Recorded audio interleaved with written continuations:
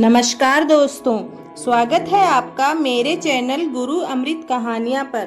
आज हम आपके लिए आंवला नवमी की कथा लेकर आए हैं। यह कथा आंवला राजा की विशेष कथा है जो सबसे प्रामाणिक कथा मानी जाती है। एक राजा था, उसका प्रण था वह रोज 1.25 मन आंवले दान करके ही खाना खाता था। इससे उसका नाम आंवला राजा पड़ गया। एक दिन उसके बेटे बहू ने सोचा कि राजा इतने सारे आंवले रोजाना दान करते हैं, इस प्रकार तो एक दिन सारा खजाना खाली हो जाएगा।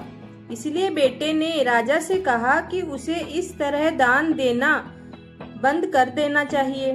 बेटे की बात सुनकर राजा को बहुत दुख हुआ और राजा रानी महल छोड़कर बियाबान जंगल में जाकर बैठ गए। राजा रानी आंवला दान नहीं कर पाए और प्रण के कारण कुछ खाया भी नहीं।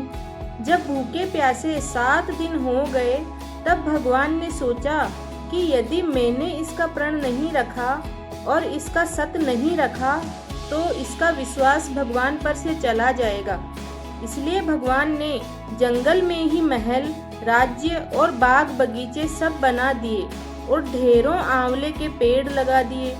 सुबह राजा रानी उठे तो देखा कि जंगल में उनके राज्य से भी दुगना राज्य बसा हुआ है और खूब सारे आंवले के पेड़ लगे हुए हैं। राजा रानी से कहने लगा, रानी देख, कहते हैं ना, सत मत छोड़े, सूरमा सत छोड़या पत जाए, सत की छोड़ी लक्ष्मी फेर मिलेगी आए।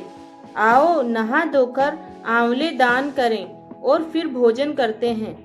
राजा रानी ने आंवले दान करके खाना खाया और खुशी खुशी जंगल में रहने लगे।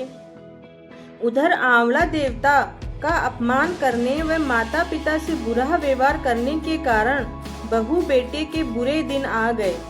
राज्य दुश्मनों ने छीन लिया और दाने दाने को दोनों मोहताज हो गए और काम ढूंढते हुए अपने पिताजी के राज्य में आ पहुँचे। उनके हालात इतने बिगड़े हुए थे कि पिता ने उन्हें बिना पहचाने हुए काम पर रख लिया। बेटे बहू सोच भी नहीं सकते थे कि उनके माता पिता इतने बड़े राज्य के मालिक भी हो सकते हैं, सो उन्होंने भी अपने माता पिता को नहीं पहचाना। एक दिन बहू ने सास के बाल गूंथते समय उनकी पीठ पर मस्सा देखा। उसे यह सोचकर रोना आने लगा कि ऐसा मस्सा मेरी सास के भी था। हमने ये सोचकर उन्हें आंवले दान करने से रोका था कि हमारा धन नष्ट हो जाएगा। आज वे लोग न जाने कहाँ होंगे। यह सोचकर बहू को रोना आने लगा और आंसू टपक टपक कर सास की पीठ पर गिरने लगे। रानी ने तुरंत पलट कर देखा और पूछा कि तू क्यों रो रही है? उसने बताया, आपकी पीठ जैसा मस्सा मेरी सास की पीठ पर भी था। हमने उन्हें आंवले दान करने से मना कर दिया था, इसलिए वे घर छोड़कर कहीं चले गए। तब रानी ने उन्हें पहचान लिया, सारा हाल पूछा और अपना हाल बताया।